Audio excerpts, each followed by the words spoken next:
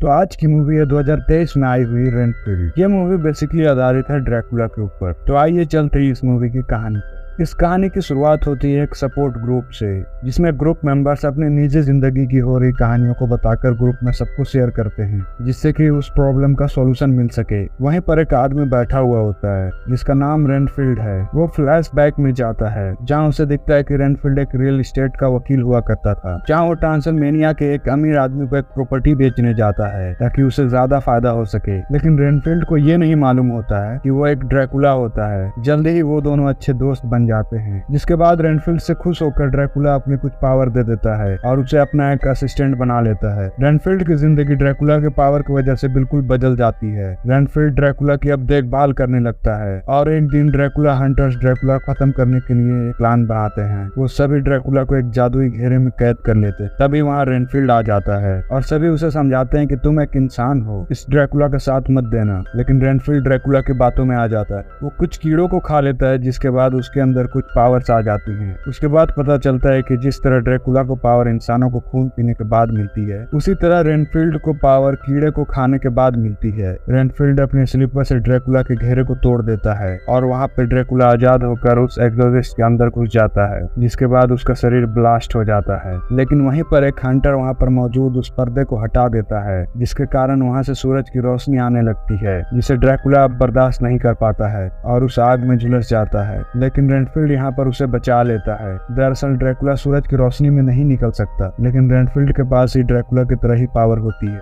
और वो सूरज की रोशनी में भी बाहर निकल सकता है। उसके बाद हमें दिखाया जाता है कि उस घटना के बाद ड्रैकुला का कुछ ही हिस्सा बचता है। तब रेंटफिल्ड से उसे ठीक करने और उसकी पावर्स वापस लाने के लिए बोलता है। अब रेंटफिल्ड ड्रैकुला को न्यू ऑरलैंड सिटी ले आता है, जहाँ रेंटफिल्ड ड्रैकुला को हंटरों से बचा कर रखता है और इसी तरह बचते बचाते 90 से 95 साल बीत जाता है। उसके बाद हम देखते हैं कि रेंटफिल्ड ड्रैकुला के दोस्त उसका सर्वेंट बन चुका है, जहाँ ड्रैकुला भी इंसानों की बॉडीज लाता रहता है। प्रेजेंट समय में रेंटफिल्ड उसी सपोर्ट ग्रुप में बैठा होता है और उसी सपोर्ट ग्रुप का हेड रेंटफिल्ड से अपनी परेशानी बताने को कहता है, लेकिन उस समय वो उस ग्रुप के हेड को मना कर देता है और कहता है कि इन सब बातों को सुनने से कुछ भी नहीं होगा। दरअसल ड्रैकुला ने रेंटफिल्ड को एक काम दिया होता है कि मुझे ऐसे व्यक्ति का खून चाहिए जो साफ दिल का हो और नेक इंसान हो। लेकिन रेंटफिल्ड एक अच्छा इंसान होता है और वो नहीं चाहता है कि उसकी वजह से किसी निर्दोष व्यक्ति की जान जाए, इसलिए वो परेशान हो जाता है। तभी वहाँ पर एक लड़की आती है जो इससे पहले की सेमिनार में आ चुकी होती है। उस लड़की का नाम कैटलीन होता है और वो कन्फेस करती है कि उसका बॉयफ्रेंड हमेशा उसके साथ वायलेंस करता रहता है। के बाद हमें मिक्स को दिखाया जाता है जो एक क्रिमिनल होता है और वो एक बुरा आदमी है जो छोटी मोटी चोरियां करता है। लेकिन उस दिन मिच एक गैंगस्टर से ड्रग्स चुरा कर लाता है। तभी वहाँ रेंटफिल्ड पहुंच जाता है और वहाँ मौजूद सभी क्रिमिनल्स को मार देता है। लेकिन तभी वहाँ एक मास्क पहने आदमी आ जाता है जो बहुत ज्यादा ताकतवर होता है और वो एक किलर है। अब दोनों में फाइट शुरू हो जाती है। वो किलर रेंटफिल्ड के पेट में चाकू से हमला कर देता है, जिसकी वजह से रेंटफिल्ड काफी इंजर्ड हो जाता है। लेकिन रेंटफिल्ड उस आदमी को ऐसा मारता है कि उसका सिर सीधा उस आदमी के कार से टकरा जाता है और ये वही गैंगस्टर है जिससे मिच ने ड्रग्स चुराए थे और इसी ने उस किलर को भेजा होता है। इस गैंगस्टर का नाम है टेरी लोगो, जो क्राइम फैमिली का बेटा है। लेकिन वो उस किलर का सर देखकर वहां से भाग जाता है। उसके बाद हमें दो पुलिस वालों को दिखाया जाता है जिनका नाम रेबेका और क्रिस होता है, जो एक चौराहे पर चेकिंग कर रहे होते हैं। तभी टेडी वहां अपने कार लेकर आ जाता है और वहां पुलिस वालों को देखकर अपनी कार वहां से भगाने लगता है, जिसमें ड्रग्स रखा होता है। अब रेबेका और क्रिस टेडी का पीछा करते हैं। तभी टेडी का कार का एक्सीडेंट हो जाता है और टेडी ड्रग्स लेकर भागने लगता है, लेकिन रेबेका उसे पकड़ लेती है।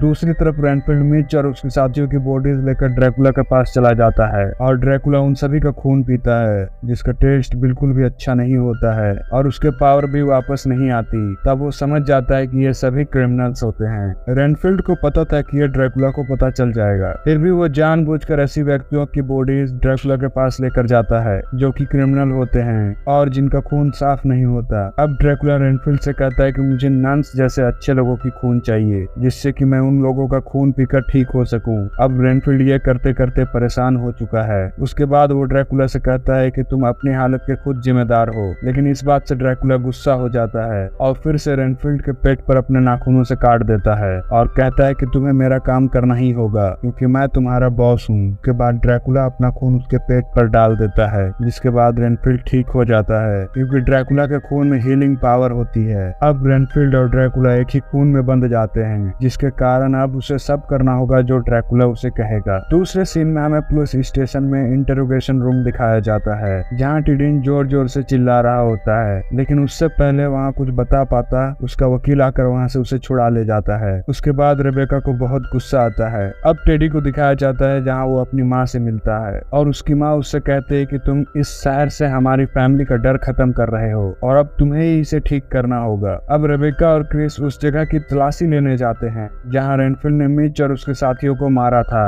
वहाँ रेबेका को एक पेन मिलता है। ये वही पेन है जिससे रेनफील्ड ने मिच और उसके साथियों को मारा था। पेन पर खून लगा हुआ था और उसी पर कैफे का भी नाम लिखा हुआ होता है। और उसके बाद वो दोनों उसी कैफे में जाते हैं जहाँ रेनफील्ड भी होता है, जो ड्रैकुला के लिए बॉडीज लेने जा रहा होता है। तभी उसे रेबेका और क्रिस नजर आ जाते हैं, लेकिन उसके हाथ में क्लोरोफॉर्म होता है और वो वहाँ से भागने लगता है। लेकिन वहाँ से वो भाग नहीं पाता है क्योंकि कुछ देर बाद टेडी और उसकी गैंग फायर करते हुए उसी कैफे में घुस जाते हैं और भागते हुए रेनफील्ड के बीटल्स वहीं नीचे गिर जाते हैं। और अब रेबेका को टेडी पकड़ लेता है और उसके पिता के बारे में बात करने लगता है। दरअसल टेडी ने ही रेबेका को पिता ऑन ड्यूटी पुलिस वालों को मार दिया होता है। अब टेडी जैसे ही फायर करने वाला होता है वैसे ही रेनफील्ड अपने बीटल को खा लेता है, जिसके बाद उसके पास पावर्स वापस आ जाते हैं और रेबेका को बचा लेता है। उसके बाद वहाँ फायरिंग शुरू हो जाती है। रेनफील्ड उन सभी को बहुत बुरी तरीके से मारता है, लेकिन टेडी वहाँ से बचकर भाग जाता है। अब रेनफील्ड ड्रैकुला के पास खाली हाथ जाता है, जहाँ ड्रैकुला को दिखाया जाता है कि समय के साथ वो ठीक हो रहा था। उसके बाद ड्रैकुला रेनफील्ड को अपना प्लान बताता है कि वो सही होने के बाद इस दुनिया पर रूल करेगा। ना यहाँ पर गॉड होंगे ना ही एविल होगा, यहाँ बस ड्रैकुला के ही फॉलोअर्स रहेंगे। रेनफील्ड को ड्रैकुला की बात बहुत ज्यादा बुरी लगती है। अगले सीन में हमें रेनफील्ड को दिखाया जाता है, जो वहीं ग्रुप मेंबर्स के पास पहुंच जाता है और कन्फेस करते हुए बोलता है कि उसका बॉस ड्रैकुला है। उसकी बात सुनकर वहाँ पर मौजूद टीम लीडर उससे कहता है कि तुम्हें उसकी बातों पर ध्यान नहीं देना चाहिए। जिसके बाद रेनफील्ड ड्रैकुला से नहीं मिलता है और उसने एक नया कार खरीद लिया होता है और अब अपने लिए समय निकालना शुरू कर देता है। रेबेका को रेनफील्ड मिलने जाता है क्योंकि वो अब उसे पसंद करने लगा था। रेबेका को रेनफील्ड उस दिन कैफे में हुए हादसा को लेकर अपना बयान देता है और कोर्ट में टेडी के खिलाफ बोलने के लिए भी तैयार हो जाता है। अब टेडी की माँ कैफे की क्लिप देखती है जिसमें रेनफील्ड दिख जाता है। अब टेडी की माँ उसे मारने के लिए बोलती है। दूसरी तरफ रेबेका अपनी बहन को ओपन फोरेंसिक जांच के लिए दे देती है। अगले सीन में टेडी अपने ग्रुप मेंबर्स के साथ रेनफील्ड को ढूंढते हुए ड्रैकुला के पास पहुंच जाता है, जहां उसे चारों तरफ लाशें ही मिलती हैं। तभी वहां पर ड्रैकुला आ जाता है और उसके गुंडों को एक एक करके मार देता है। ड्रैकुला टेडी से यहाँ आने का मकसद पूछता है, जिसके बाद टेडी रेनफील्ड की फोटो दिखाकर ड्रैकुला को बोलता है कि हम इसे ही ढूंढ रहे हैं क्योंकि इसने हमारे सभी साथियों को मार दिया है। अब ड्रैकुला समझ जाता है कि रेनफील्ड अच्छे इंसानों को बचाने की कोशिश कर रहा है और चमगादड़ बनकर वहां से चला जाता है। ड्रैकुला अब रेनफील्ड से मिलने पहुंच जाता है, जहां वो रेनफील्ड से मिलता है। ड्रैकुला को देखकर रेनफील्ड डर जाता है और कहता है कि बॉस मैं तो आपसे मिलने आने ही वाला था क्योंकि मेरे पास बहुत सारी डेड बॉडीज हैं। ड्रैकुला को सब मालूम होता है कि रेनफील्ड भले आदमियों की मदद करता है, जिस पर ड्रैकुला उसकी बहुत ज्यादा बेइज्जती करता है और कहता है कि जिस तरह तुम अपनी बीवी और बच्चों को छोड़कर चले गए थे उसी तरह तुम मुझे भी छोड़कर चले गए। ये बात सुनकर रेनफील्ड बहुत ज्यादा दुखी हो जाता है और वहाँ पर रखी एक किताब में लाइनें पढ़ता है कि मैं खुश रहना और प्यार करना डिजर्व करता हूँ। जिसके बाद ड्रैकुला उसके हाथ से किताब छीन लेता है और उसके बाद उस बुक के पीछे उसी चर्च का नाम देखता है जहाँ सभी सपोर्ट सिस्टम का ग्रुप बैठता है और अब ड्रैकुला चर्च के लिए निकल जाता है। इधर रेबेका भी मिच के केस के चक्कर में कैटलिन से मिलती है, वो भी उसी चर्च में जाने वाली थी।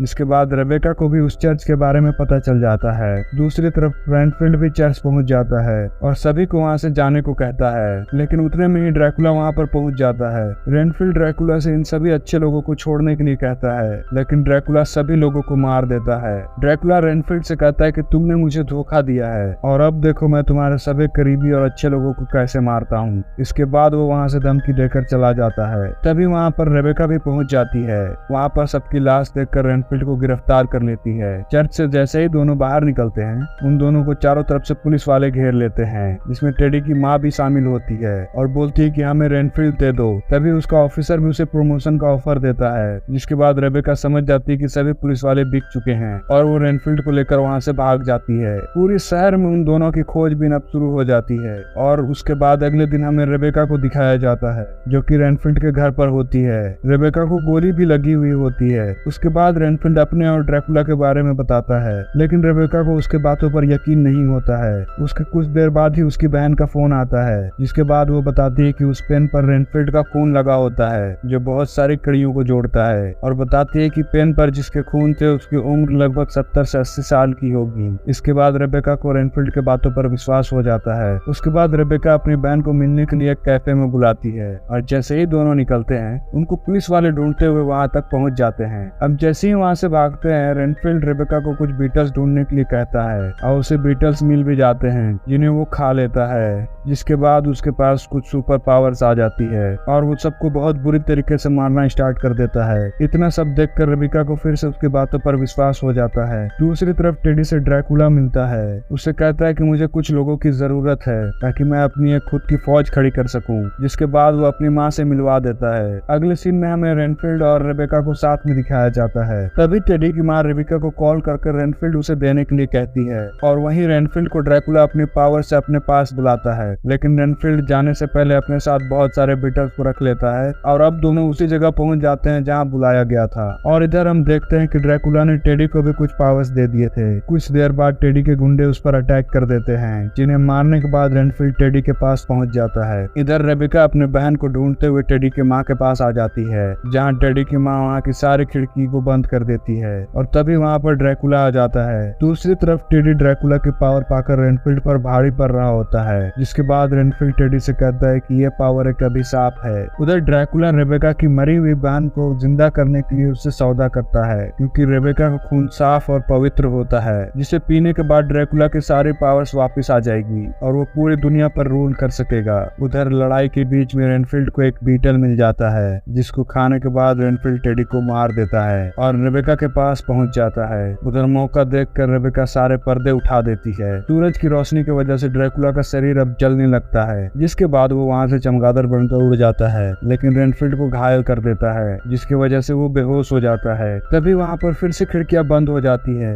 उसके बाद फिर वहां पर ड्रैकुला आ जाता है और रेबेका पर अटैक कर देता है। जैसे ही ड्रैकुला उसका खून चूसने वाला होता है तभी वो ड्रैकुला के पैर पर गोली मार देती है और ड्रैकुला का खून रेनफील्ड के मुंह में चला जाता है, जिसकी वजह से वो हील हो जाता है और दोनों मिलकर उसे प्रोटेक्शन सर्कल में फंसा देते हैं और उसके बाद उसी सर्कल में ही ड्रैकुला को मार देते हैं। रेनफील्ड ने ड्रैकुला का हीलिंग पावर अपने पास रख लिया होता है और उसकी बॉडी को कंक्रीट के फॉर्म में करने के बाद उसे गटर में बहा देता है, जिसके बाद ड्रैकुला पूरी तरीके से मर गया होता है। अब हमें टेडी की माँ को दिखाया जाता है, जिसे रेबेका गिरफ्तार करके उसे जेल भेज देती है और अपने बहन को ड्रैकुला के खून से जिंदा कर लेती है। मूवी के एंड में दिखाया जाता है कि रेनफील्ड ने ड्रैकुला के खून से अपने सपोर्ट ग्रुप को भी जिंदा कर लिया होता है और इस तरीके से रेनफील्ड भी अब ड्रैकुला के कैद से आजाद हो जाता है और यहीं पे ये मूवी खत्म हो जाती है। और ये मूवी आपको कैसे लगी आप प्लीज कमेंट में जरूर बताएं, और अगर ये वीडियो आपको अच्छी लगी है तो चैनल को सब्सक्राइब कर लें। मैं ऐसी वीडियोस आपके लिए लाता रहता हूँ, तो कोई भी वीडियोस आपसे मिस ना हो।